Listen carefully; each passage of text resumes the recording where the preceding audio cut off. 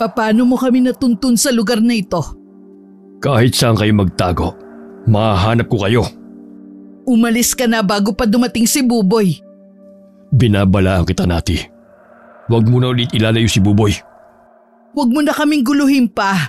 Tahimik na kaming namumuhay sa lugar na ito. Masaya na si Buboy sa mga kaibigan niya rito. Hindi sa ganitong lugar na babagay si Buboy. Anong gusto mo? Itulad sa'yo ang anak ko, ha?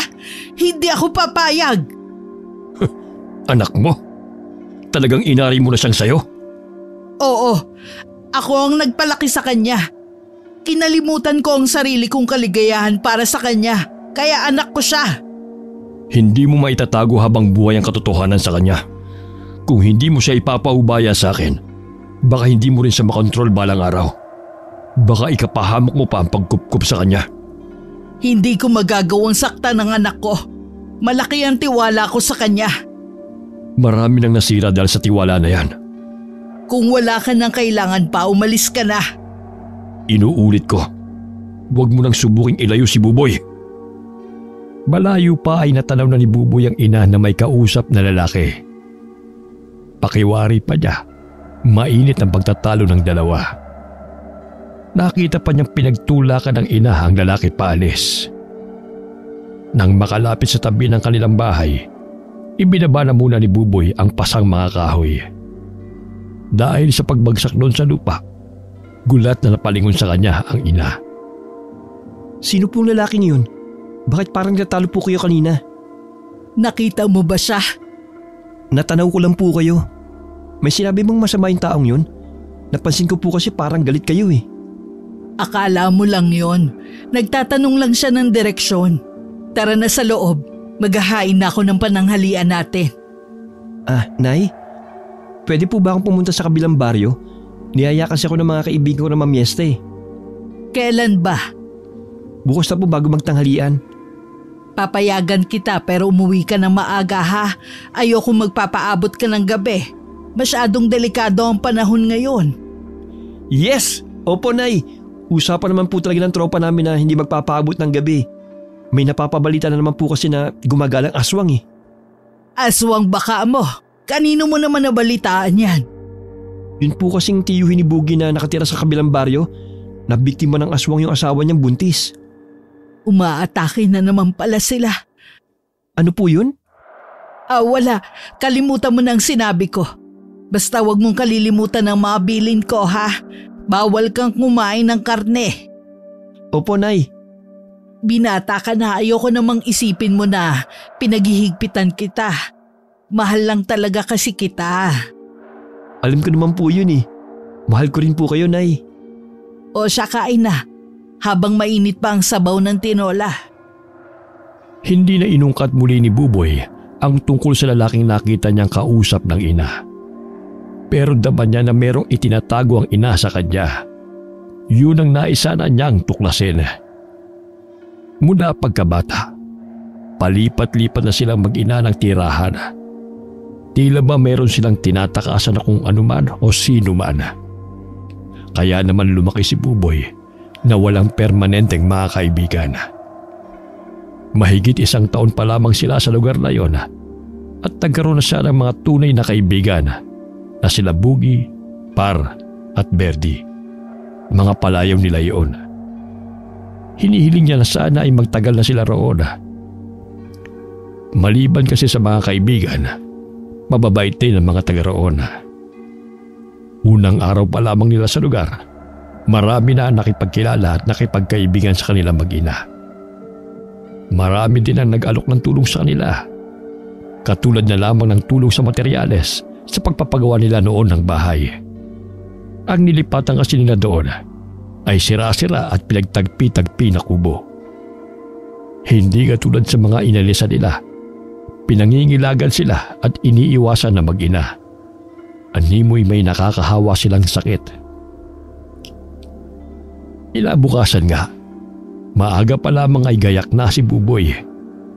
Ngingiti-ngiti pa siya nakaharap sa kanilang salamin na nakasabit sa dingding ng kanilang bahay. Ang aga mo naman yatang nagbihis. Susunduin ka ba ng mga kaibigan mo rito? Opo, Nay.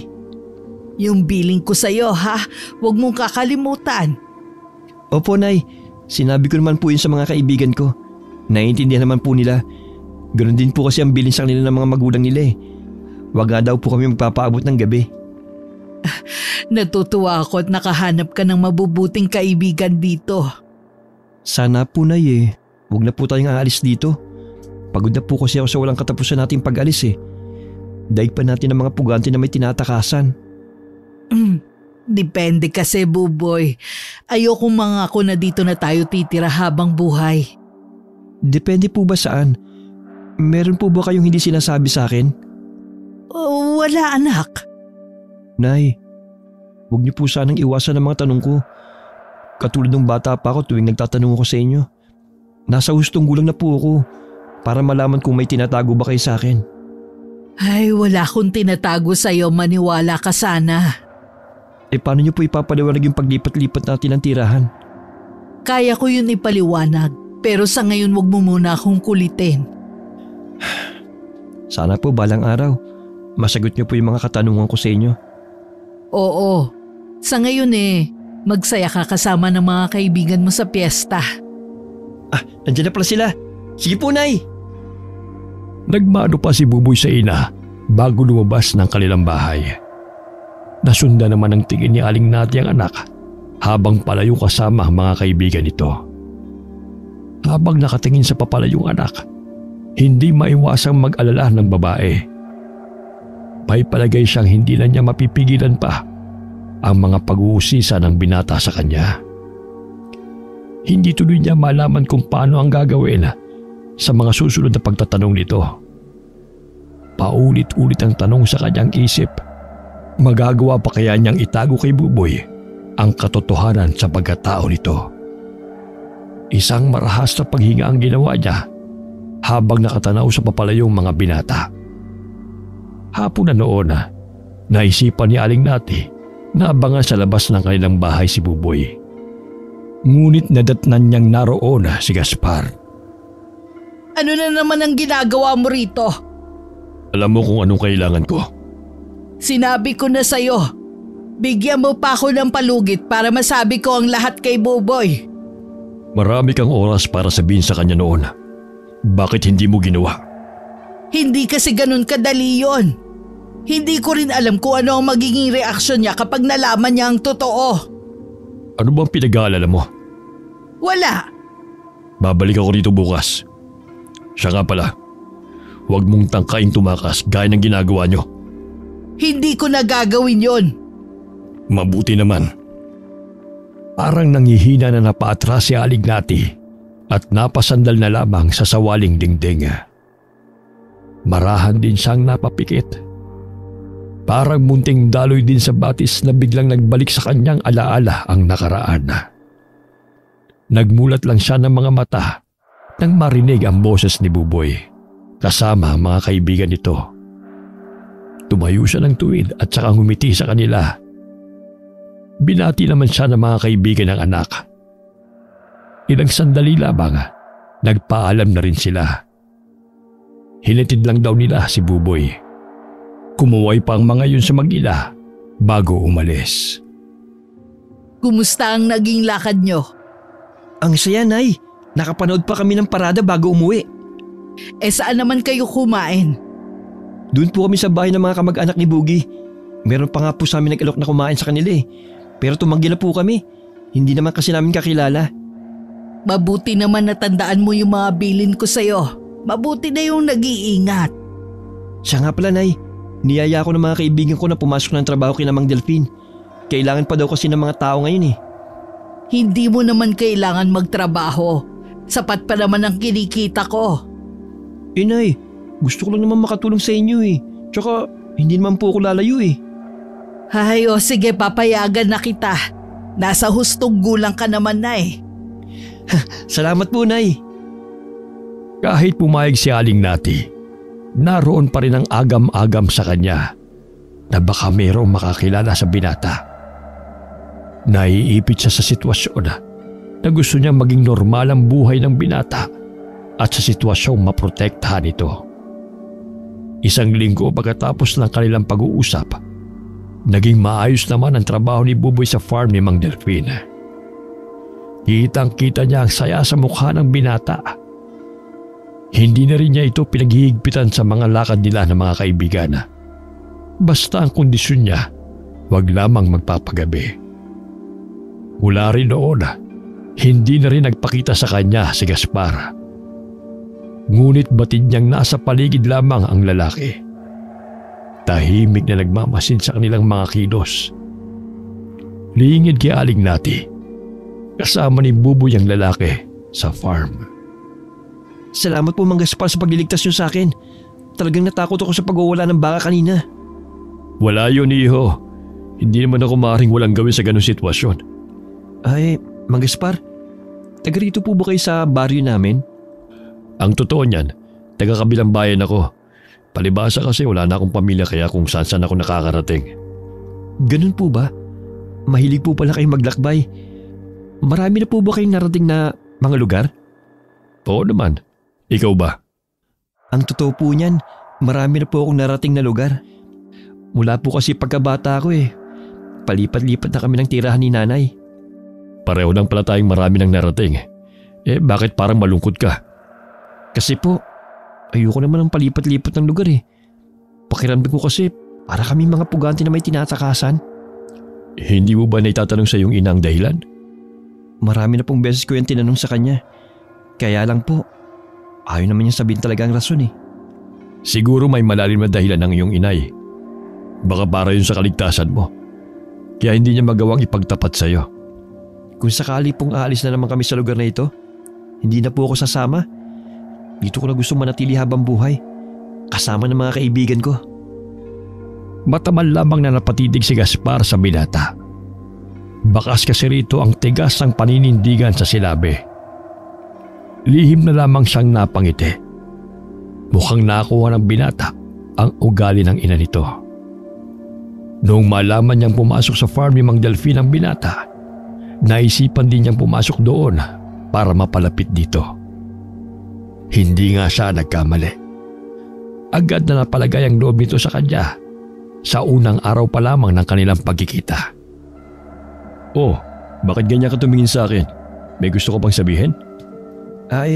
Wala po. Naalala ko lang na kayo yung kausap ni inay noon. Sabi niya may tinatanong lang daw kayo sa kanya. Oo. May tinatanong lang ako noon kay Nati. Alam niyo po palang pangalan ng nanay ko?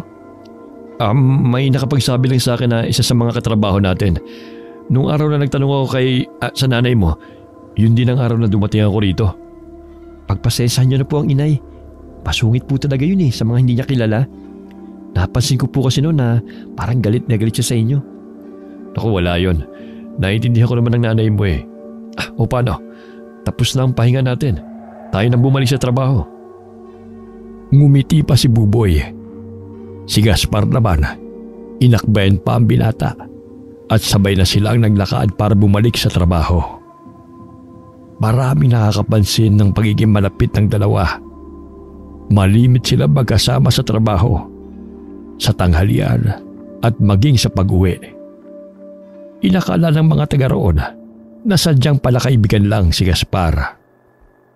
Sa kabila ng maayos na pamumuhay ng mga taga-baryo, ang pagsalakay ng hinihinala nilang aswang, di umano marami na yun na biktima sa kabilang baryo. Nagdulot yun ng takot dahil halos magkatabi lang ang baryo kung nasaan ang mag-inang Nati at Buboy. Hindi maiwasan ni Nati na mangamba habang nakatingin sa bilog na buwan. Nay, kanina pa po niyo pinagmamasdan ng buwan Tuwing kabilugan kasi ng buwan, mas malakas at mabagsik ang mga alagad ng dilim, kabilang ng mga aswang. Marami na nga daw po na biktima sa kabilang baryo. Ay, nabalitaan ko nga yan. Kaya ikaw, sabihan mo rin ng mga kaibigan mo na huwag nang gumala kapag alanganing oras na. Alam na po nila yun. Si Mang Delfin nga po inagahan ng pagpapauwi sa amin para daw hindi gabihin ng iba na malayo ang bahay. Mabuti naman at may malasakit siya sa mga tauhan niya. Mabait naman po talaga si Mang Delfin. Kaya swerte ko talaga na doon ako sa kanya nakapasok ng trabaho. Nang gabing yon, hindi makatulog si Buboy napakalinsangan kasi ng panahon. Hindi niya matiyak kung uulan ba o may iba pang dahilan. Alam lamang niya, hindi pa naman panahon ng tag-ulan. Pabiling-biling siya sa kanyang higaan hanggang hindi na nakatiis at tumayo na siya. Kasunod noon, ang malakas na kalubog sa yerong bubungan ng kanilang bahay. Parang isang malaking paa ang tumapak roon na sanhi para lumubog pa yun. Sa gulat nga ni Buboy, pakiramdam niya lalabas na ang puso niya. Kahit nakakaramdam ng takot, pinakiramdaman pa rin niya ang paligid. Nang marinig ang malakas na tili ng pinakamalapit nilang kapitbahay, hindi niya mawari. Bigla na lamang sumanggi sa isip niya na baka may aswang sa paligid. Naalala niya kasi na buntis ang babaeng nakatira roon. Lalo siyang pinanginigan ng takot. Pero mas lamang sa kanya ang kuryosidad na makakita ng totoong aswang. Lumabas siya ng bahay nila at mabilis na tinungo ang bahay ng kapitbahay nila. Ngunit sa bukana pa lamang ng kanilang bahay, nakita na niyang nilalantakan ang isang nakakatakot na nilalang ang babaeng buntis. Wala na yung buhay habang nakadilat ang mga mata. Wakwak na rin ang malaking tiyan nito. Muntik na siyang masuka na makitang hinugot ng aswang ang sanggol sa tiyan ng babae. Nakapulupot pa sa sanggol ang sarili nitong pusod. Agad nang tumalikod si Buboy at nagtago sa isang malaking drum. Mula sa pinagtataguan, dinig pa niya ang malakas na pagngasab ng aswang habang nilalantakan ng sanggol. Kinabukasan, balita sa buong baryo ang nangyari. Wala pala si Homer ng gabing yun sa kanilang bahay at tanging asawa lamang ang naiwan. Ang lalaki kasi ang nakatoka ng gabing yun sa pagbabantay sa farm ni Mang Delfina kung saan ito nagtatrabaho. Isa ring kapitbahay ang nagbalita rito sa sinapit ng asawa. Hanggang na mga oras na yun, hindi makausap ng matino ang lalaki. Maging si Buboy na nakasaksi sa buong pangyayari ay tulala pa rin hanggang ng mga sandaling yun. Ayos ka lang ba, Buboy? Ha? Ayos lang. Bakit mo na itanong? Kanina ko pa kasi napapansin na para kang tulala eh. May problema ka ba? Wala naman. Nasa na nga pala yung dalawa? Hindi ba sila papasok? Isa pa nga yan eh. Baka hindi na sila pumasok kahit kailan. Ha? Bakit naman? Kasi kanina, dinaanan ko sila sa kanila. Hindi na daw sila pinapayagan na magtrabaho ng mga magulang nila. Ito pa, aalis na daw sila sa baryo natin. Anong sabi mo? Dahil ba sa nangyari kagabi? Oo, natatakot na ang mga magulang ng mga kaibigan natin sa nangyari. Saan kaya sila pupunta? Hindi ko alam eh. Basta daw sa malayong lugar. Yung walang aswang na gumagala. Mabuti pa sila. Kaya nilang umalis kung kailan nila gusto. Gusto mo rin bang umalis dito sa baryo natin? Oo sana. Kaya lang, saan naman kami pupunta ni Lolo? Basta mag-iingat lang tayo. Hindi naman siguro tayo mabibiktima ng aswang. Kahit anong ingat pa natin, kapag isa sa atin ang nakasunodaan ng halimaw na yon, wala tayong ligtas. Kita mo nga si Ate Beth, nasa loob na nga ng bahay niya yun eh. Pero nagawa pa rin siyang pasukin ng aswang. Hindi nakaimik si Buboy sa sinabi ng kaibigan. Nagbalik na naman tuloy sa isip niya ang eksenang nasaksihan kagabi. Ipinilig niya ang ulo at saka niyaya na ang kaibigan na magtrabaho na lamang sila. Buong maghapong ding hindi nakita ni Buboy si Gaspar na ipinagtataka niya. Nung uwian na, sumabay sa kanya si Par. Pinag-uusapan pa rin nila tungkol sa aswang. Nahinto lang sila sa pag-uusap nang may isang matandang babae ang naglalakad pasalubong sa kanila. Nakatingin yun sa kanila. Si Buboy naman ay hindi iniwasan ng matalim nitong titig. Kumikibot pa ang labi nito na tila merong sinasabi. Hindi na rin namalayan ng dalawa na napahinto na rin sila sa paglalakad.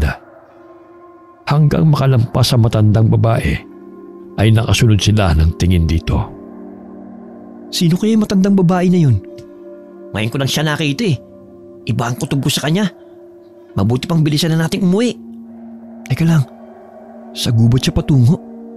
Bakit doon? Di ba wala naman nakatira doon?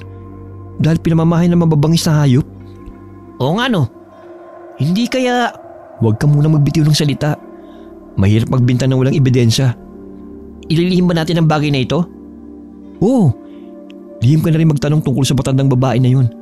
Baka taga rito talaga siya. Di lang natin kilala. Oo, sige. Dahil unang bahay ni para sa kanya, nauna ang kaibigang makauwi.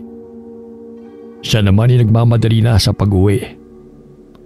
Ang daan pa uwi sa kanila ay masukal na at maraming puno ng ipil-ipil sa magkabilang daan. Habang naglalakad, nakarinig siya ng mga naapakang tuyong sanga. Batid niya kagad na may sumusunod sa kanya. Lalo pa niyang binilisan ang paglalakad hanggang matanaw na niya ang mga kabahayan. Ngunit bago pa man siya makalampas sa kanyang dinadaanan, isang kamay ang humablot sa kanya. Mang Gaspar, kayo lang pala. Tinakot niyo naman ako. Pasensya ka na, Buboy. Pauwi ka na ba? Opo. May kailangan po ba kayo sa akin? Bakit po pala hindi kayo pumasok kanina sa trabaho? Ano kasi, hindi maganda ang pakiramdam ko. Oh, may sakit po ba kayo? Nasugatan kasi ako. Aksidente kong nataga ang sarili ko habang nangangahoy ako. Medyo malalim ang naging tama eh. Kaya kailangan ko muna magpagaling. Pwede bang ikaw muna magsabi kay Mang Delfin? Oo. Sasabihin ko po sa kanya bukas. Mabait naman po si Mang Delfin eh. Kaya tsak maunawaan niya po kayo. Salamat, Buboy ha. Pasensya ka na ulit kung natakot kita kanina. Ayos lang po yun. Ay, Mang Gaspar, nabalitaan niyo na po ba yung nangyari sa asawa ni Kuya Homer? Inatake kagabi ng aswang. Nalaman ko nga yan eh. Kaya mag-iingat ka, Buboy. Ingatan mong nanay mo. Hindi kasi natin alam kung sino ang susunod na magiging biktima ng aswang. Mang Gaspar, meron po akong ipagtatapat sa inyo. Ano yun? Nakita ko po yung pangyayari kagabi. Nakita mo ang aswang? Opo. Pero hindi ko magawang tignan ng matagal yung ginagawa niyang paglapa sa sanggol kaya nagtago ako. Meron ka na bang pinagsabihan nito? Wala pa po. Kayo pa lang po. Walang dapat makalam nito, Buboy. Hindi kasi natin alam. Baka nasa paligid lang ang aswang. Baka makatunog siya na may nalalaman ka. Yun pang ikapahamak mo. Maaari po bang mangyari yun? Oo. Malakas ang pakiramdam nila. Sige po. Wala akong pagsasabihin kahit sa mga kaibigan ko. Ayoko mapahamak sila kung sakali. Umuwi ka na ngayon. Mag-iingat ka. Oo. Kayo po ba iuwi na rin? Kukuha lang ako ng mga halamang gamot para may pantapal ko sa sugat ko. Mag-ingat din po kayo, Mang Gaspar. Nang lumakad ng palayo si Buboy, palingon-lingon pa siya sa lalaki. Naroon pa rin ito sa kinatatayuan at tinatanaw siya. Pagdating sa bahay, nasa labas ang kanyang ina at waring hinihintay talaga siya. Agad nang umiti ang ina nang makalapit siya. Nagmano naman siya rito at sakasabay na silang pumasok sa loob ng kanilang bahay. Napansin ni Buboy na nagmamadaling isinasara ng ina ang mga bintana at pinto ng kanilang bahay. Natatakot po ba kayo sa nangyari? Sino bang hindi matatakot? Kapitbahay natin mismo ang naging biktima ng aswang. Buntis po yung kapitbahay natin. Hindi po kaya buntis lang ang binibiktima ng aswang? Huwag tayong pakasiguro. Halimaw ang mga yon. Hayok sa laman ng tao. Kaya kahit buntis, may posibilidad na maging biktima. Hindi po kayo makikilamay kay Kuya Homer? Ako na lang, maiwan ka na dito. Matulog ka na lang. Pero gusto ko rin po makilamay. Sa ibang araw na lang, huwag muna ngayong gabi. Gusto pa sanang tumutol ni Buboy, pero tinalikuran na siya ng ina. Kapag ganon, pinal na ang desisyon nito. Pumasok na lamang muna siya sa kanyang silid. Muli naalala na naman niya ang nangyari kagabi. Naisip niya, mabuti na rin siguro na hindi siya makilamay. Dahil baka hindi niya mapigilan ang sarili na maikwento ang mga nasaksihan niya. Mas maaga kaysa dating hapunan nila. Marahil para maagang ina na makapunta sa kabila. Siya ang nagligpit ng kanilang pinagkainan. Ang ina naman ay gumayak na para pumunta sa kabilang bahay. Naiwan naman si Buboy na nakahiga lamang sa sofa. Napapitlag pa siya nang marinig na may kumakatok sa pintuan. Hindi kagad siya nakahuma. Nawala na lamang ang kaba niya nang marinig ang boses ni Par. Agad siyang lumapit at binuksan ang pinto. Pinapasok na niya ang kaibigan sa loob ng kanilang bahay. Anong ginagawa mo dito? Nagpumilit kasi ang lolo ko na makilamay. Hinanap kita sa nanay mo. Sabi nga niya hindi ka daw niya pinasama. Uy, alam mo naman si inay. Wala din sana akong balak makilamay eh. Kaso mapilit si lolo na pumunta. Kahit siya na lang daw. Alam nga namang hayaan ko lang siya mag-isa. Alam mo naman na inaanak niya sa kasal si Kuya Homer at ang asawa niya. Nakakalungkot nga ang nangyari. Sino ba naman ang mag-aakalang gano'n ang sasapitin nilang mag-asawa? Wala pang 1 taon sila mag-asawa. Nung bang gabing yun, wala kayong narinig na kahit na ano? Wala eh. Medyo malayo naman kasi ang bahay nila sa amin. Narinig ko kanina. Ganon din ang sinabi ng kapitbahay nila. Wala daw silang narinig. Kaya lang naman natuklasan ng bangkay kasi nasa may pintuan daw. Wala naman may gusto sa nangyaring to eh. Ang mabuti pa, ipagdasal na lang natin ang kaluluwa ng mag-ina ni Kuya Homer. Oo nga. Siya nga pala. Nakausap ko yung dalawa. Magkita-kita daw tayo bukas bago sila umalis ang baryo natin. Talagang lilisanin na nila ang baryo natin? Kung sila nga lang daw masusunod, ayaw nila.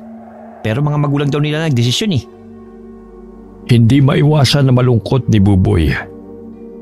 Akala pa naman niya ay matagal niyang makakasama mga kaibigan. Siguro nga nakatakda na maghiwa-hiwalay silang magkakaibigan. Kumuha sandali si Buboy ng 2 tasa ng kape. Tiyak kasing matatagalan ng kaibigan sa kanilang bahay.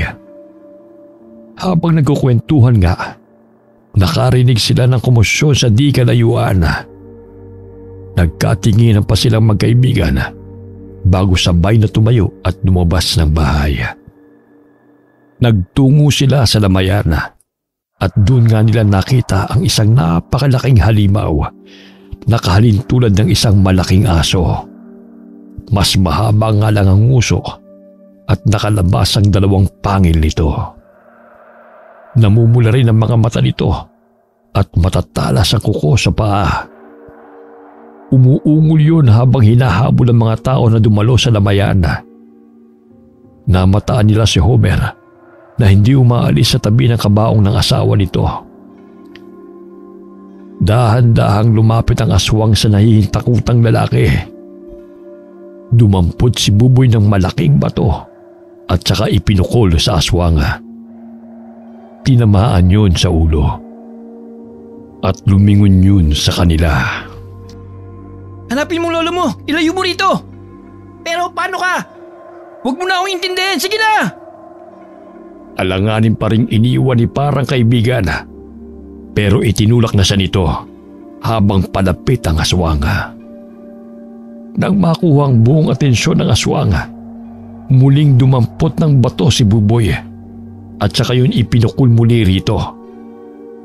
Lalong nagalit ang aswang. Tumakbo naman sa isang direksyon si Buboy palayo sa mga tao. Nakita pa ni Par ang pagpapahabol niya. Nakita naman ni Par ang kanyang lolo na may sugat sa kanang balikat. Nakaalalay rito si Aling Nati. Kasama mo ba si Buboy? Oo, kaya lang nagkahiwalay po kami. Aling Nati, nagpahabol po si Buboy sa aswang para may layo dito. Ginawa yun ni Buboy? Oo, tinangka ko po siyang pigilan kaya lang. Saang direksyon siya nagpunta? Sa direksyon po nakakahuyan. Doon muna kayo ng lolo mo sa bahay hanggang umaga. May mga halamang gamot doon. Susundan ko lang si Buboy. Pero Aling Nati, baka po kayo naman na mapahamak. Huwag mo kong intindihin. Kaya ko ang sarili ko. Kailangan ako ng anak ko. Mabilis nang umalis si Aling Nati at tinugpa ang daan patungong gubat. Si Par naman, inalalayan na ang kanyang lolo papunta sa bahay nila Aling Nati. Samantala, mas lalo pang binilisan ni Buboy ang kanyang pagtakbo nang maramdaman na malapit na sa kanyang likuran ang aswanga. Dahil palingon-lingon, hindi na niya napansin ang nakausling ugat ng malaking puno. Sumabit na ang paa niya roon at saka siya nadapa. Nang tangkain niyang tumayo, napaigik na lamang siya sa matinding kirot sa paa niya. Napasandal pa siya sa puno habang nakikipagtitigan sa halimaw sa kanyang harapan. Napahugot na lamang ng malalim na paghinga si Buboy nang makita niyang iniangat ng halimaw ang mahaba nitong kuko. Ngunit bago pa man yun dumampi sa kanyang balat, isang anino ang nakita niyang mabilis na lumapit sa kanilang kinaroroonan. Sa bilis ng pangyayari, nakita na lamang niyang nakahandusay ang halimaw sa lupa. Isang maskuladong nilalang ang nakatayo sa kanyang harapan. Napakaitim ng balat at mabalahibo ang matipunong katawan. Ngunit napakaputi ng mahabang buhok nito. Mabilis nitong nilapitan ang halimaw na hindi pa nakakabawi. Sa pagkamangha ni Buboy, binutas nito ang tiyan ng halimaw at hinila palabas ang mga laman loob at buong kasabikang isinubo. Sa sobrang takot ng binata, nanigas na siya sa kanyang kinatatayuan nang biglang may tumakip na kamay sa kanyang bibig at saka siya hinila palayo sa lugar na yon. Ano bang pumasok sa ulo mo para magpahabol ka sa halimaw na yon? Wala naman pong nangyari sa akin eh. Muntik ka nang mapahamak. Sorry po, Nay. Gusto ko lang naman pong ilayo yung halimaw na yun sa lamay eh. Ay, wag mo na ulit gagawin yon, maliwanag ba? Opo, Nay. Umuwi na tayo. Naghihintay sa bahay ang maglolo. Nay, teka lang po. Nakita niyo po ba yung dumating? Isang uri din po ba siya ng aswang? Ay, oo, Buboy. Isa sa pinakamalakas na uri ng aswang. Kumakain ng tao at kauri niya. Kaya rin ba niyang mag-anyong tao para hindi siya makilala?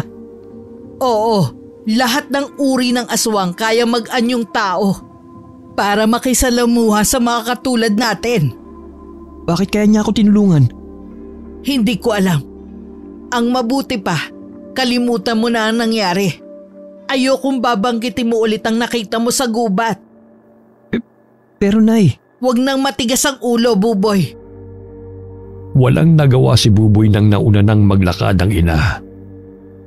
Siya na may lumingon muna sa pinanggalingan bago sumunod. Mula sa madilim na bahagi, isang pares ng mga mata ang nakasunod ng tingin sa kanila. Pagdating sa bahay, naroon pa rin na maglolo. May benda na ang sugat ng lolo ni Par. Doon na rin sila nagpalipas ng magdamag. Kinabukasan, nakita nila ang pinsala sa lamay. Nagtumbahan ng mga upuan at mga mesa. May ilan din ang nasugatan dahil sa pag-atake ng aswanga. Nagdesisyon din si Homer na ilibing na sa araw na yon ang asawa dahil sa takot na balikan sila ng aswanga. Isang linggo ang lumipas, naging tahimik na muli ang baryo nila. Sa kabila doon, hindi pa rin napigilan ang paglikas ng mga tao roon, kabilang na ang mga kaibigan ni Buboy. Paano yan?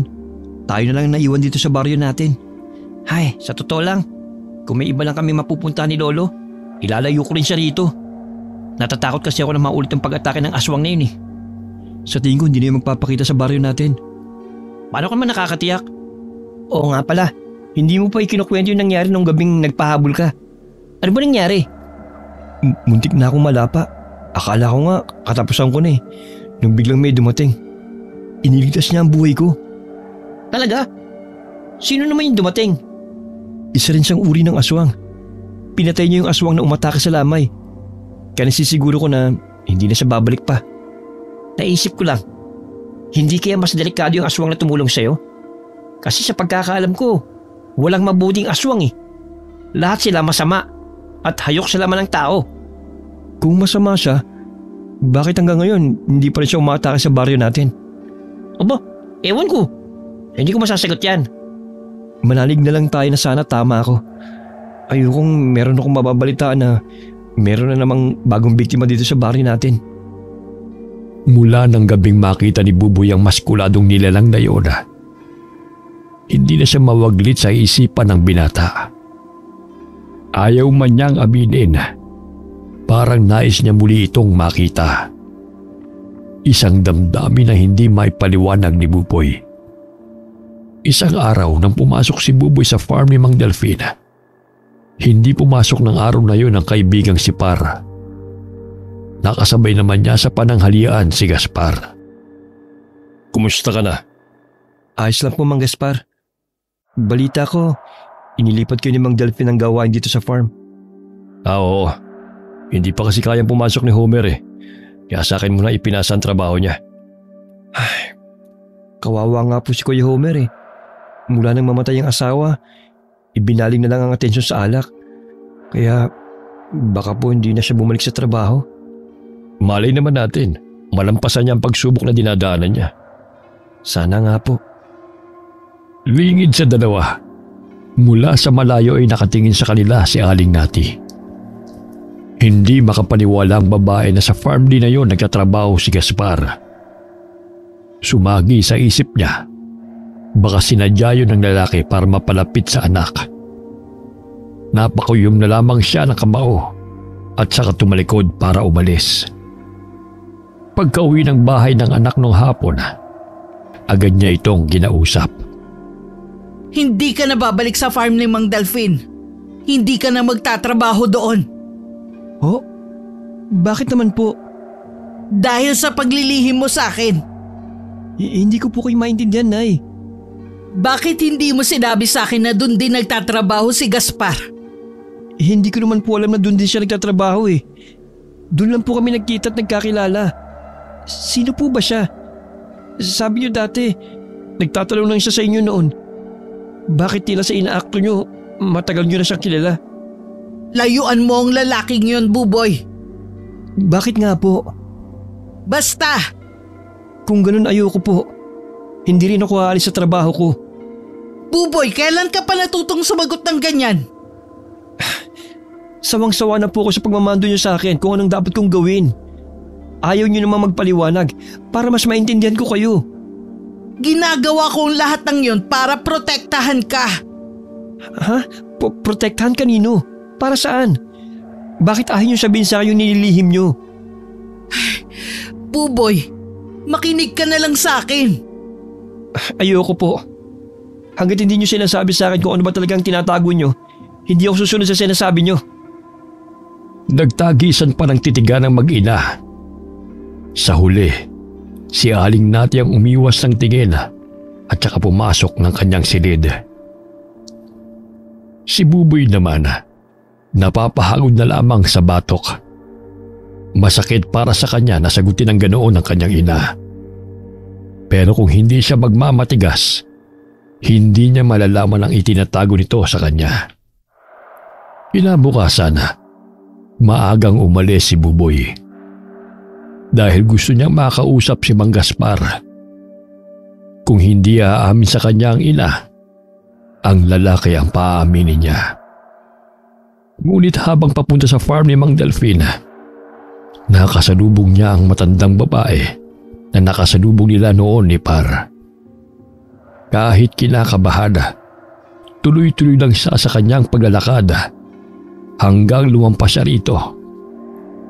Nang nakakalayo na siya, may tila nagtutulak sa kanya para lingunin ng matanda. Sa kanyang paglingon, kulang na lamang na matumba siya sa matinding gulat. Ang matandang babae kasi, nasa likuran lang niya. Halos lumikit na ang mukha nito sa kanyang katawan. Ngumiti pa ito sa kanya Kaya nakita niya ang nangingitim nitong mga ngipin. Nang humalakhak ito, doon na siya napatakbo ng mabilis. Pagdating sa farm, agad niyang hinanap si Mang Gaspar. Bakit para may humahabol sa'yo? Wala po. Pwede po ba tayong mag-usap? Tungkol saan iyo? Kilala niyo po bang inay noon pa? May binanggit ba siya sa'yo? Wala po. Kaya gusto ko kayong makausap. Kung ganon, wala akong sasabihin na kahit na ano sa'yo. Pareho po kayo ni nanay. Ano po bang tinatago niyo sa akin? Ang inay mo lang ang makakasagot sa mga katanungan mo. Ngayon ko lang napagtanto na sadya kayo nagtungo sa baryo na ito. Hindi lang pagkakataon ng pagtatagpo natin. Sino ba talaga kayo? Buboy, Huwag kayong lalapit! pangako ko sa'yo, balang araw makikilala mo rin ako kung sino ako sa buhay mo. Sa ngayon, makinig ka muna sa iyong ina. Magkakilala nga talaga kay ni inay. Buboy, makinig ka sa akin. Sinabi na huwag kayong lalapit eh! O sige, pero mas mabuti kung umuwi ka na muna. Hindi ka rin naman makakapagtrabaho na maayos eh. Hindi umimik si Buboy, pero sinunod niya pa rin ang sinabi nito. Umalis siya ng farm, pero hindi siya dumiretso ng uwi. Hindi rin pumasok si Par ng araw na yon. Kaya naman doon na lang siya nagpunta. Nagulat naman ang kaibigan sa bigla niyang pagsulpot sa bahay nila. Niyaya siya nito sa likod ng bahay sila tumambay. Mapuno kasi sa likod doon at mahangin. Sa nakikita kong itsura mo ngayon, parang pinasa mo na lahat ng problema ng tao eh. Naguguluhan na kasi ako eh. Saan ka naman naguguluhan? Pakiramdam ko, may tinatago sa akin ng inay ko eh. Ang daming katanungan na naipon dito sa isip ko. Pero hanggang ngayon, naghahanap pa rin ako ng kasagutan. May kinalaman ba dito yung kinukwento mo na palipat-lipat kayo ng tirahan? Oo, at nadagdagan pa ang mga tanong ko. Kung totoo nga ang hinala mo na may nililihim sa yung nanay mo, baka gusto ko lang niyang protektahan. Baka ayaw ka niya masaktan. Wala ba siyang tiwala sa akin na magagawa kong tanggapin kung ano man yun? Nanay mo lang ang makakasagot niyan. Kinumpronta ko rin si Mang Gaspar. Magkakilala sila ni inay noon pa. Hindi aksidente pagkakapunta niya rito sa baryo natin. Ha? Talaga? Sa totoo lang kasi, hindi ko siya gusto eh. Kaya nga nung makita namin na malapit ka sa kanya, kami na lang umiwas. Ewan ko. Hindi ko maipaliwanag eh. Pero iba ang pakiramdam ko sa taong yun. Anong gagawin ko, Par? Kausapin mo ulit ang nanay mo. Yun ang maipapayo ko sa'yo. Napabuga na lamang ng hangin si Buboy. Gulong-gulo na kasi ang isip niya ng mga oras na yon. Pero tama ang kaibigan. Ang solusyon lang ay kausapin niya muli ang kanyang nanay. Dahil nagtatampo pa rin, hindi kaagad umuwi si Buboy sa bahay nila. Nagkwentuhan muna silang magkaibigan. Madilim na maisipan niyang umuwi. Pinigilan pa siya ni Par, ngunit nagpumilit pa rin siyang umuwi. Habang daan, kumakabog ng mabilis ang dibdib niya. Hindi dahil sa madilim ang kanyang dinaraanan, kundi may kakaiba siyang nararamdaman. Biglang pumasok sa isip niya ang ina, kaya't binilisan pa niya lalo ang paglalakad hanggang makarating siya sa kanila. Ngunit ganun na lamang ang gulat niya nang maabutan ng ina na nakikipagbuno sa isang nakakatakot na nilalang. Humagis pa ang hawak ng ina na kahawig ng isang latigo. Tinampot niya yon para sana tulungan ng ina. Ngunit parang may kuryenteng gumapang sa kanya at napapasong napabitiw siya sa bagay na yon. Buboy, umalis ka na dito. Iligtas mo ang sarili mo. Hindi po kita iiwan, Nay. Pabayaan mo na ako. Sige na, nakikiusap ako sa'yo. Imbes na sumagot, muling dinampot ni Buboy ang bagay na nabitiwan kanina. Kahit nakakaramdam ng sakit, inihagis niya yon sa ina na nasalo naman ito. Kitang-kita niya kung paano yun gamitin ng ina. Makailang beses niyang inihataw yon sa nilalang nakalaban nito. Parang nakuryente na ng isa ito, pero nagawa pa rin tumakas. Hindi na rin yun hinabol ng ina. Noon lamang napansin ni Buboy na maraming kalmutang ina sa braso at ibang parte ng katawan. Ayos lang po ba kayo, Nay? Oo anak, salamat at dumating ka. Tayo na po sa loob. Gagamutin ko mga sugat nyo. Siguro, ito na nga ang tamang panahon para malaman mo ang tungkol sa tunay mong pagkatao. Tunay kong pagkatao? Ano pong ibig nyo sabihin? Hindi ako ang tunay mong ina, Buboy. Namatay sa panganganak sa'yo ang tunay mong ina. Paano ko napunta sa inyo? Isang gabing bumabagyo, dumating ang nanay mo na puno ng galos at masakit ang tiyan. Tinulungan namin siya ng itay na isang albularyo. Nasa sinapupunan ka pa lang ng nanay mo. Alam na ng itay na hindi ka pangkaraniwang sanggol. Napatunayan nga namin yon nang biglang sumulpot ang iyong ama. Ilang araw pagkamatay ng iyong ina. Sino ang aking ama? Si Gaspar. Si Mang Gaspar? Siyang tatay ko? May isa ka pang dapat malaman, Buboy. May dugong aswang na nananalaytay sa iyong ugat. Mula pagkabata mo, marami na ang naghahanap sa iyo para paslangin ka. Hindi. Hindi yan totoo. Ordinaryong tao lang ako. Ayoko maging halimaw. Hindi ako aswang. Kung pwede ko lang sanang burahin ang tunay mong pagkatao, ginawa ko na sana. Sabihin nyo, Nay. Hindi totoo yung mga sinabi nyo. Ayokong kumain ng karne ng tao. Ayokong pumatay. Hindi yun mangyayari.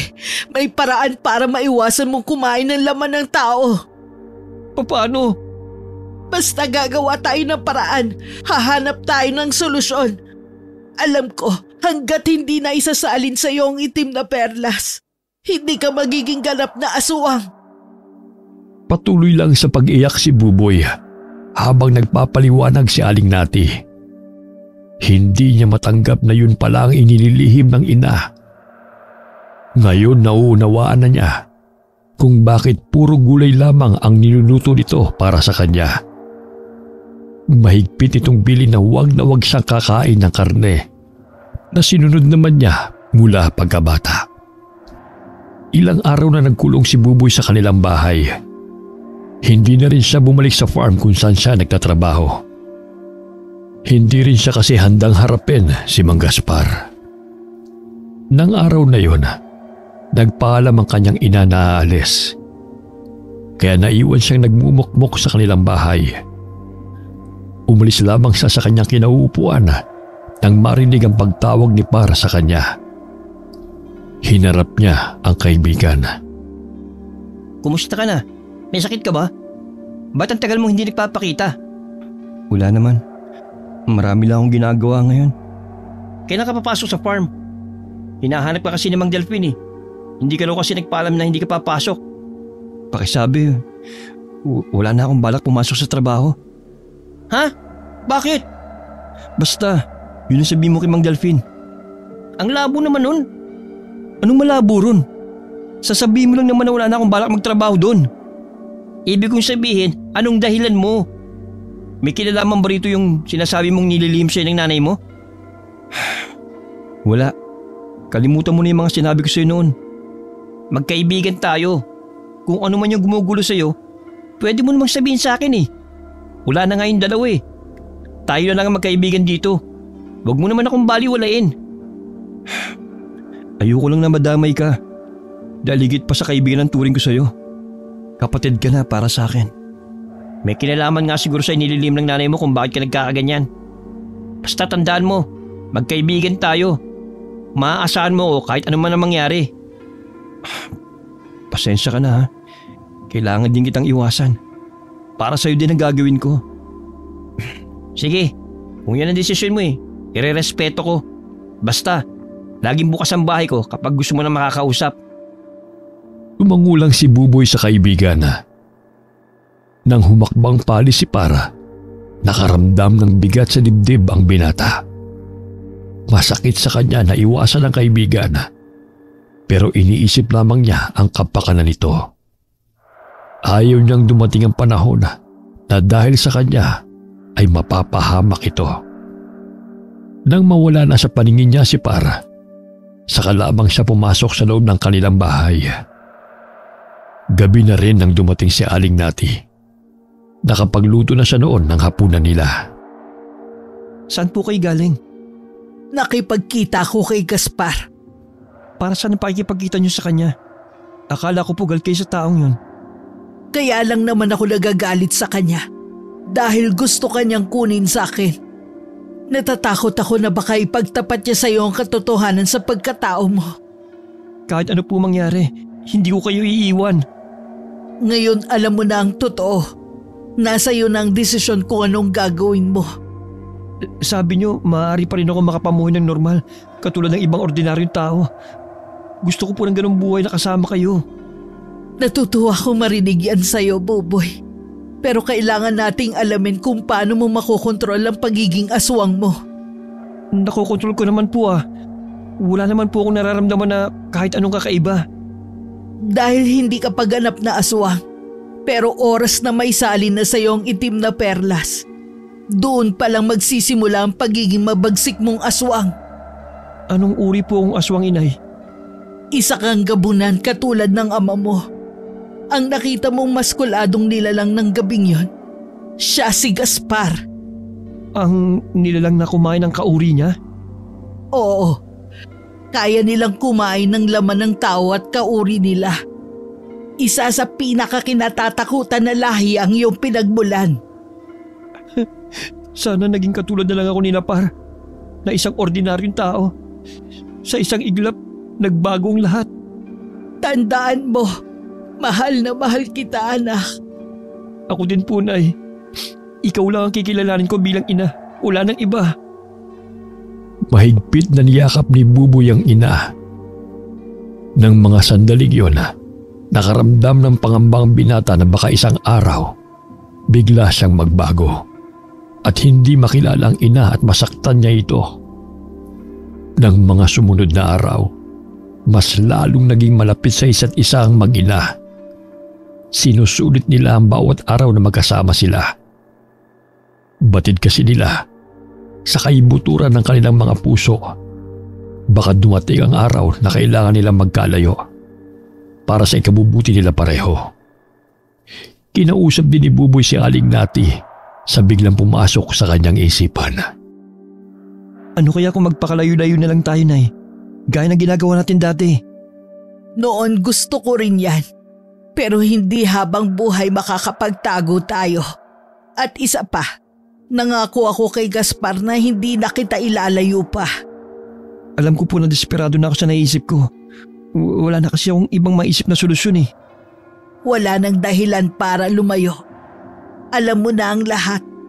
Ang kailangan mo lang gawin, ang labanan ng sarili mo. Oras na dumating ang sandali na makaramdam ka ng pagbabago sa katawan mo. Kailan ang sandaling yun, Nay? Sa darating na kabilugan ng buwan. Malapit na pala. Bago ang gabi ng kabilugan ng buwan, dumating sa bahay nila si Gaspar. Ngunit hindi na niya naabutan ang binata sa bahay nila. Iba ang kutob niya kaya napilitan siyang puntahan ng mag-ina. Hindi rin alam ni Aling Nati kung saan nagtungo ang binata dahil hindi naman ito nagsabi.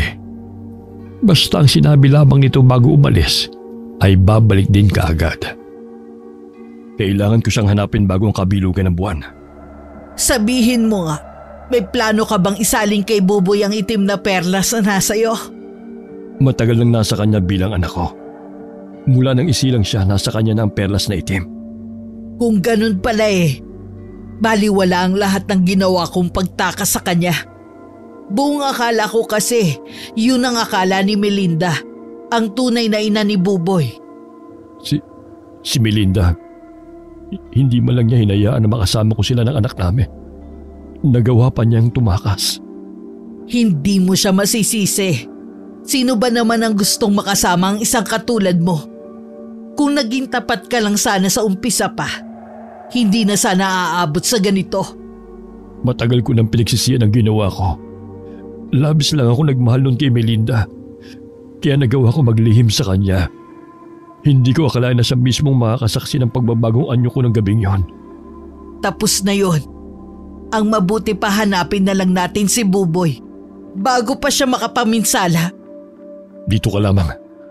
Ako na lang bahala maghanap sa kanya. Pero baka maging sagabal ka lang sa akin. Magsara ka ng pinto.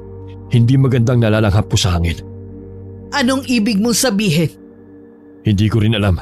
Basta pumasok na sa loob ng bahay. Nang umalis na si Gaspar, agad na nagsara ng pinto si Aling Nati. Iba rin ang pakiramdam niya ng mga sandaling iyon. Agad niyang kinuha ang buntot pagi niya. Inihanda rin niya ang sarili sa anumang mangyayari sa gabing iyon. Samantala, malayo na ang nararating ng magkaibigan. Hindi na maiwasan na magreklamo ni Par. Nagulat siya nang puntahan siya ng kaibigang si Buboy at humingi sa kanya ng tulong. Bago sila umalis, ipinagtapat ito sa kanya ang lihim na iniingatan. Noong una, natakot siya dahil hindi siya makapaniwalang may kaibigan siyang aswang. Pero nanaig sa kanya ang pagkakaibigan nila, kaya sumama siya rito. Baka naman makarating na tayo sa kabilang bundok nito ah. O sige, pwede na siguro dito. Bakit ba kasi kailangan pa nating lumayo? Gusto ko lang makatiyak na walang ibang madamay oras na magpalit na ako ng anyo. Ano, tatali na ba kita? Oo, malapit na rin naman dumilim eh. Dito na lang sa puno na ito. Pasensya ka na kung kailangan pa kitang isama rito ha. Wala yun. Natutuwa nga ako kasi saan ka humingi ng tulong eh. Kapag naitali mo na ako, pwede ka nang umalis. Ano ka ba? Hihintayin na kita na muling bumalik sa pagiging tao. Hindi kita iiwan dito. Pero Wala nang pero. Halika na. Pumwesto ka na rito. higpitan mo ang pagkakatali ha. Baka makawala ako. Iba raw ang lakas at bagsik ng pagiging aswang ko, sabi ni Inay. Sa higpit ang pagkakatali ko, imposibleng makawala ka pa. Lumayo ka muna kahit anong mangyari. Huwag lalapit sa akin. Oo na, sinabi mo na yan kanina eh. Umupo muna sa malaking bato si Para habang naghihintay ng oras. Hindi rin niya inaalis sa mga mata sa kaibigan hanggang unti-unti nang kumakalat ang dilim sa paligid. Sinindih na rin niya ang dalang suno. Inilapit pa niya yun sa kaibigan para makita niya ito.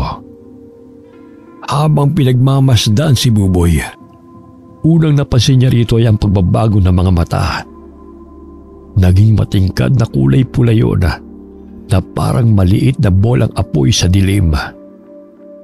Habang lumalalim ang gabi, unti-unti niyang nasaksihan ang pagbabago sa anyo ng kaibigan. Umahaba na rin ang buhok nito, pangil at maging ang balahibo sa katawan. Hanggang makumpleto na nito ang anyo ng isang aswang. Inaangilan siya nito at pilit na nagpupumigla sa pagkakatali. Hindi maiwasang makaramdam ng takot si Para habang pinagmamasdan niya ang nakakatakot na anyo ng kaibigan. Naglalaway pa ito na para bang takam na takam ito sa kanya. Mula kung saan, biglang lumitaw ang isang nilalang na kalahating tao at aso.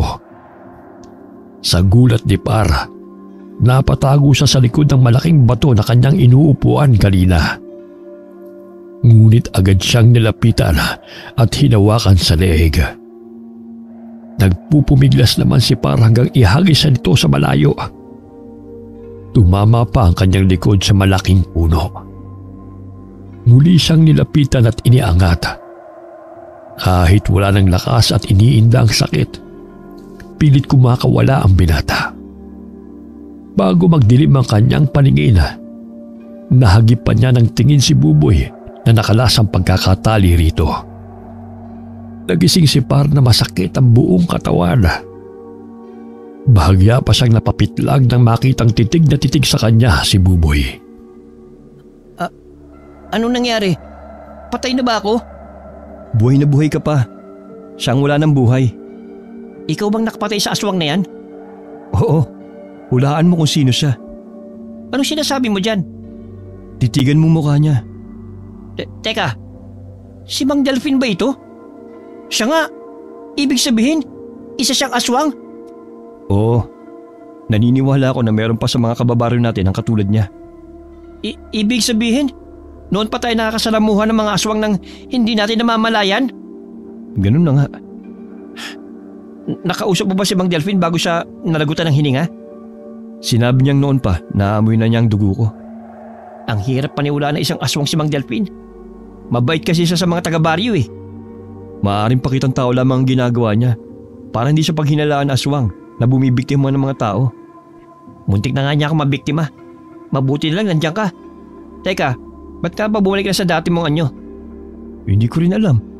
Baka dahil lampas na sa 12:00. Maaari din. O paano? Uuwi na ba tayo? Oo, tsak na nag-aalala na sa akin si inay. Bago sila umalis, sinuliyapan pa nila ang katawan ni Mang Delphine na tuluyan nang bumalik sa pagiging tao. Nakakaramdam din ng lungkot si Buboy sa sinapit nito. Pero wala siyang kontrol sa kapangyarihan niya. Inilihim na lang niya sa kaibigan na makilang ulit na nagmakaawa ang lalaki sa kanya na buhayin. Ngunit tila wala siyang naririnig na anuman. Habang pauwi, tahimik lamang si Buboy. Tanging si Par lang ang nagsasalita. Malapit na sila sa kanilang bahay nang mapansin ni Buboy na walang ilaw. Tinutuman kagad siya ng hindi maganda. Umuwi ka na, Par. Bukas lang tayo ulit magkita. Bakit? Di ba sabi ko sa'yo sa inyo ako matutulog? Masama ang kutob ko eh. Hindi kailanman nagpapatay ng ilaw si inay. Ha? Sigurado ka? Dito ka lang. Huwag kang susunod. Dahan-dahan ang ginawang paglapit ni Buboy sa bahay nila. Nakarinig siya ng kalusko sa bandang kanan niya kung saan malalago ang mga halaman. Napatingin siya roon at lumabas ang isang nilalang na mabalahibo ang buong katawan. Ngumisi pa ito sa kanya habang ipinapakita ang mga kamay na may mahabang kuko. Anong ginawa mo sa nanay ko? Buboy! Inay! Nasaan kayo? Nandito ako sa loob ng bahay. Ayos lang ba kayo? May sugat ako. Hintayin niyo ako, Nay. Tatapusin ko. Hoy! Saan pupunta? Bumalik ka! Hayaan mo na siya. Kailangan ng tulong ni Aling Nati. Bakit sumunod ka rito? Mas nakakatakot maiwan dun eh. Tayo natulungan natin si Aling Nati. Tsaka na tayo mag-usap. Nagpatiulan ng pumasok sa loob ng bahay si Par. Kasunod naman si Buboy. Nadat na nilang nakaupo si Aling Nati sa sahig ng bahay habang hawak ang dumudugong sugat sa balikat. Agad na diniluhan ng dalawa ang babae. Kumuha ng gamot at gasa si Buboy. Si Par naman ang gumamot sa sugat ng kanyang ina. Malalim ang sugat niya. Tatago ako ng manggagamot. Babalik agad ako. Konting tiis lang po, Nay. Sinusundulan ni para manggagamot. Kailangan mo nang umalis sa lugar na to, Buboy. Hindi ka nila titigilan. Lalo pa silang dadami sa pagtugis sa iyo. Ano bang kailangan nila sa akin? Sabi ni Gaspar, ikaw na lang ang natitira sa hanay nila. Natatangi ka, Buboy. Hindi ka lang basta isang gabunan. Espesyal ka dahil mula sa hanay ng mga babaylan ng iyong ina. Kapag natutunan mo ang kapangyarihan mo, masigit kang nakakataas sa lahat ng uri ng aswang. Bihira lang ang ipanganak ang isang katulad mo. Kaya maraming natatakot na matutunan mo ang kakayanan mo. Nay, huwag po muna kayo magsalita. Lalo kayo mawawalan ng lakas niyan eh. Hintayin niyo po muna na magamot ang sugat niyo. Nararamdaman ko na hindi na rin ako magtatagal. Talagang hinintay lang kita na dumating. Mag-iingat ka sa iba nating kababaryo. Ang iba sa kanila ay hindi tao. Alam ko po yun. Si Mang Delphine, isa siyang aswang. Napatay ko po siya kanina. Pag-aralan mong kontrolin ang sarili mo.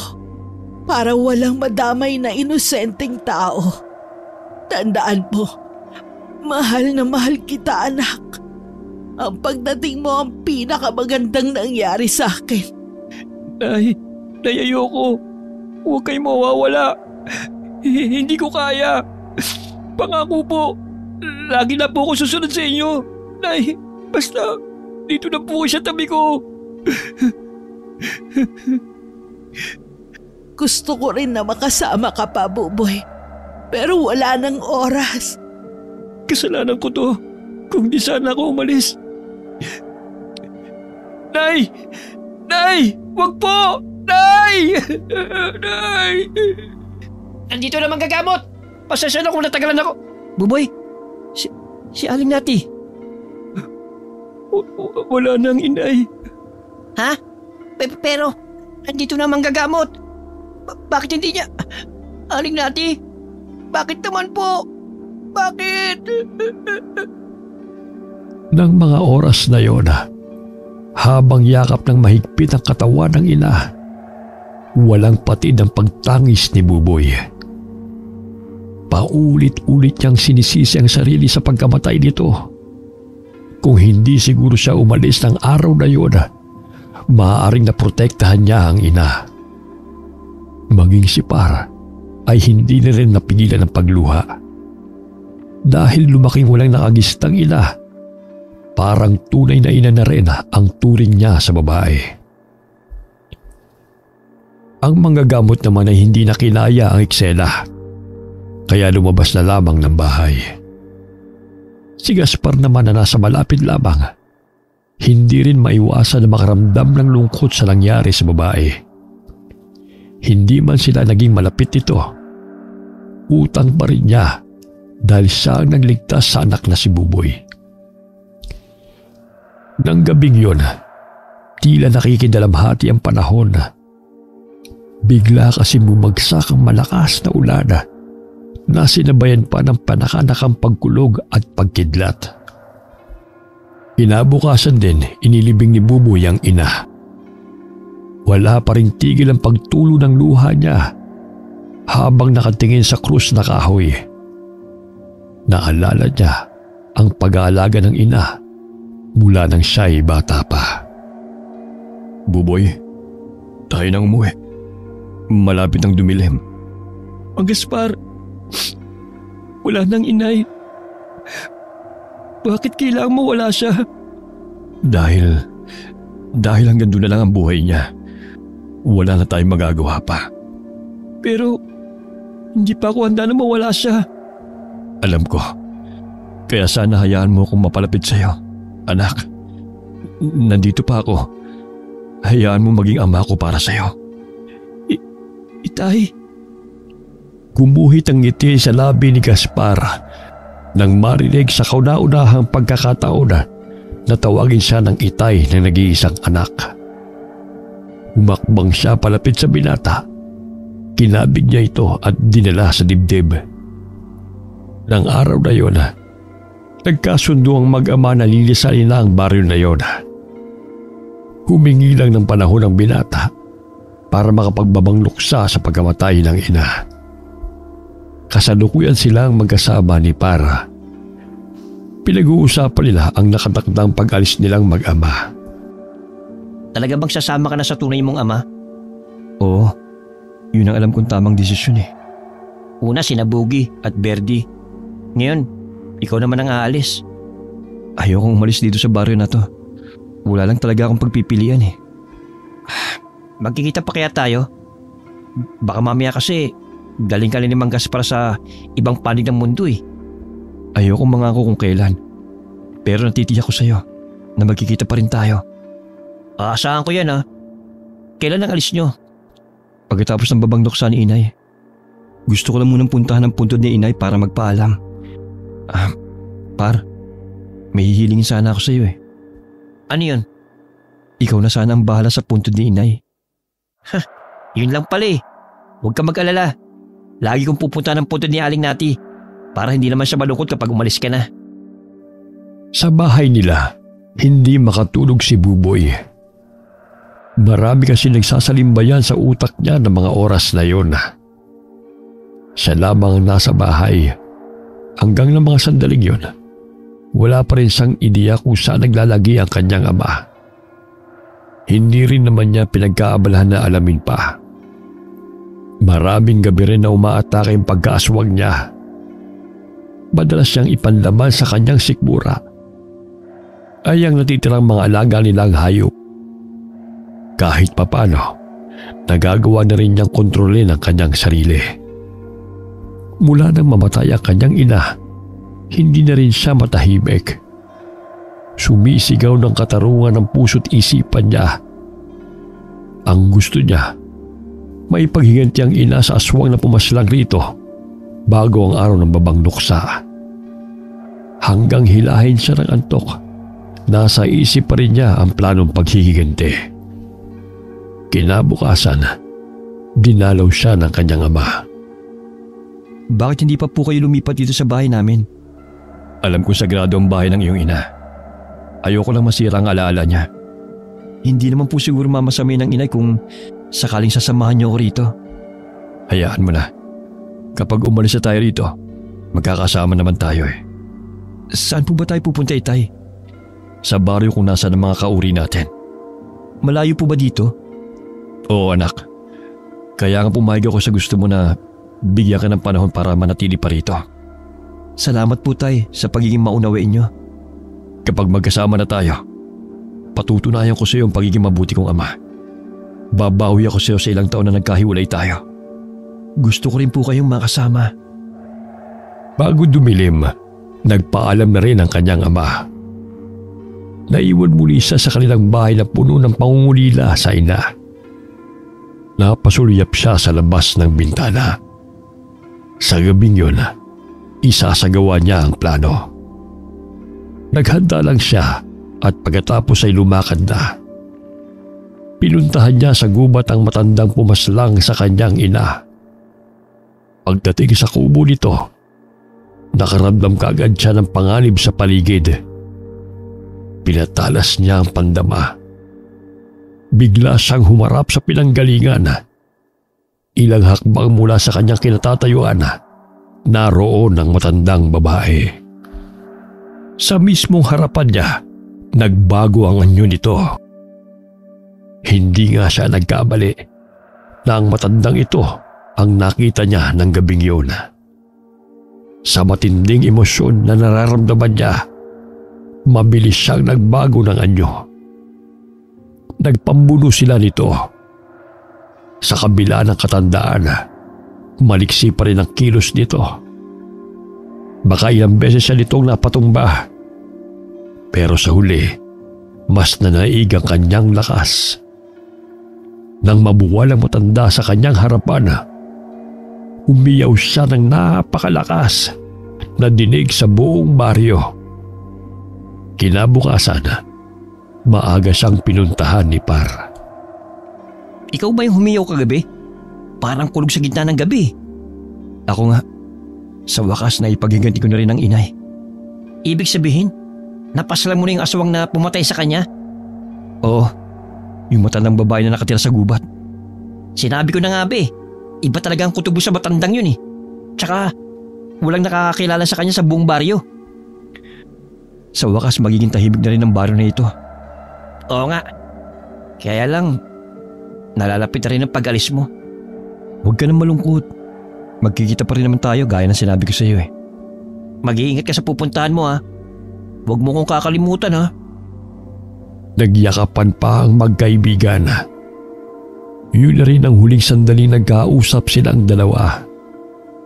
Umalis na rin kasi silang mag-ama sa ika-40 araw ng kamatayan ng kanyang ina. Habang naglalakad, pinipigilan lang ni Buboy na hindi lumingon sa pinanggalingan. Parang gusto na namang lumuha ng kanyang mga mata. Batid niya, kahit saan man siya makarating, kalahati ng puso niya ay maiiwan sa baryo kung saan natagpuan niya ang mga tunay na kaibigan. Tanging ang baryo lamang na yon ang tumanggap sa kanilang mag-ina.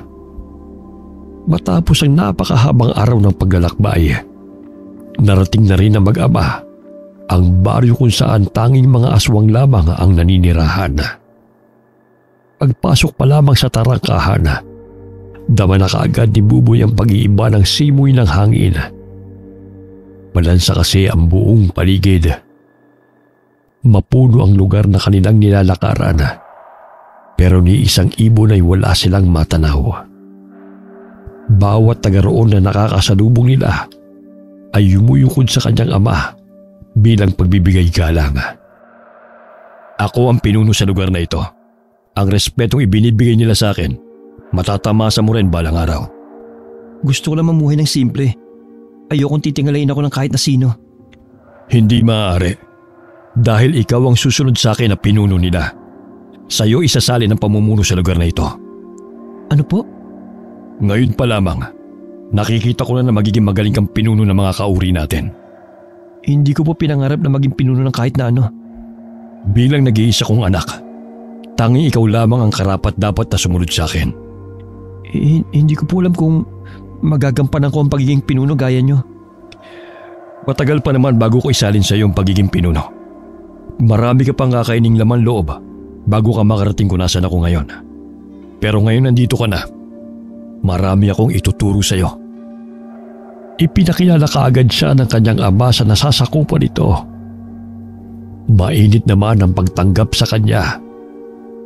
Paulit-ulit ring isinisigaw ang pangalan niya. Dahil sa ipinakita na suporta sa kanya ng mga taga-roon, nawala ang kabang nararamdaman niya. Inilibot niya ang paningin sa buong paligid. Baka sa kanila ang saya na naroon na siya. Pagkatapos ng pagpapakilala kay Buboy, agad na nag-umpisa ang kanyang pagsasanay. Isang pagsasanay para mas maging malakas at mabagsik na aswang.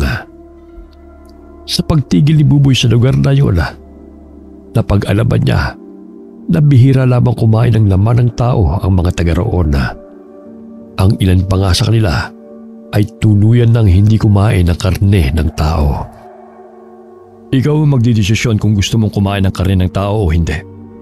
Ang iba, ang mga alaga nilang hayop ang pantawid sa kanilang gutom. Gusto ko pong mamuhay katulad nung magkasama pa kami ni Inay.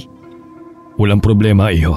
Asa nga pala, malaki na ang pinagbago mo pagdating sa pakikipaglaban. Bakit po kailangan magsanay ako sa pakikipaglaban, Tay? Minsan kasi, hindi maiiwasan ang digmaan ng mga aswang. Paghahanda lamang ang ginagawa mo.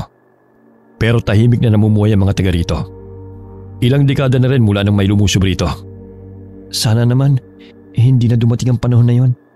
Ayoko may masaktan ng mga inosenteng bata at mga kababaihan na taga rito. Ganyan dapat mag-isip ang isang pinuno. Ayoko pong maging pinuno. Mabuti pang humanap na lang po kayo ng ibang papalit sa inyo. Iisipin ko na lang na isang biro yung sinabi mo. Sa kaibuturan ng puso ni Buboy, hindi niya nais na maging pinuno ng mga aswang. Hindi niya gusto ang isang obligasyon na iaatang sa kanyang balikat ng ama. Ngunit sadyang mapagbiro ang tadhana. Hindi akalain ni Buboy na mapapadali ang pagiging pinuno niya. Isang gabi, nabulahaw sila ng malakas na pag-iingay. Sinasalakay sila ng isang tribo ng mga aswang. May ilan sa panig nila ang nasawi at marami rin ang nasaktan. Kabilang na roon ang kanyang ama. Malubha itong nasugatan na ilang taon din itong ininda. May palagay akong may orasyon ang ginamit sa akin na patalim ng kalaban. Bakit niyo po nasabi yan, Tay? Pilit ko lang ipinapakita na malakas ako. Pero ang totoo niyan, mahina na ako, Buboy. Kaya nga kita pinatawag para isalin na sa iyo ang pagiging pinuno ng tribo natin. Tay, hindi pa ako handa.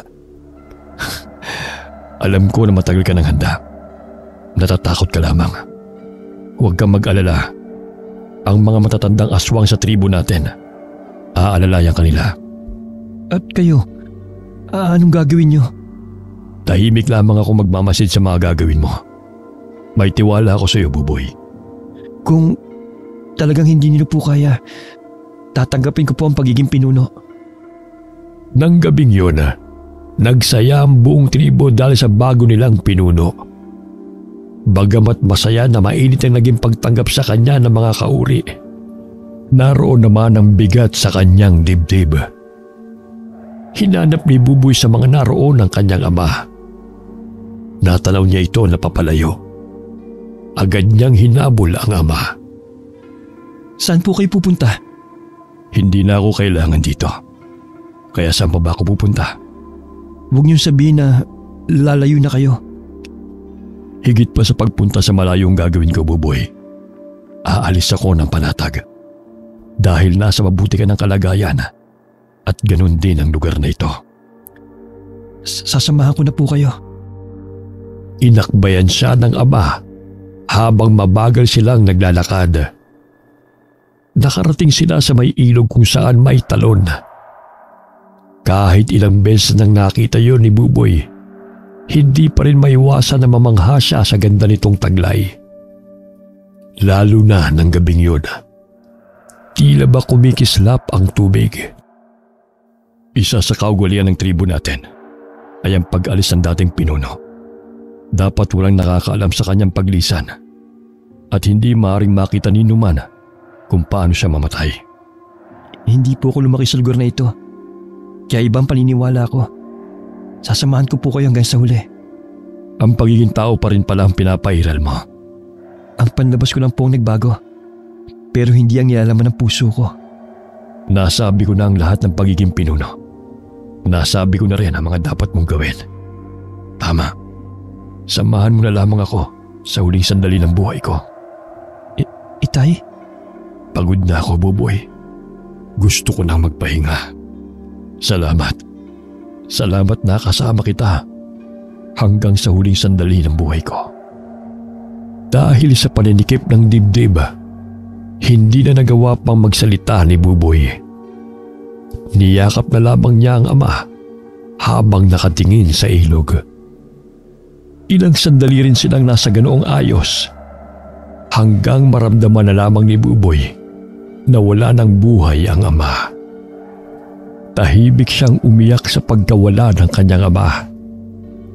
Isa kasi sa paniniwala nila, kapag mamamatay na ang isa sa kanila, kailangan itong lumayo para tanggapin ang kamatayan ng mag-isa. Naging mahusay na pinuno si Buboy sa kanyang nasasakupan. Kaya inani niya ang respeto at pagmamahal na higit pang ibinigay sa kanyang ama noong nabubuhay pa ito. Wakas.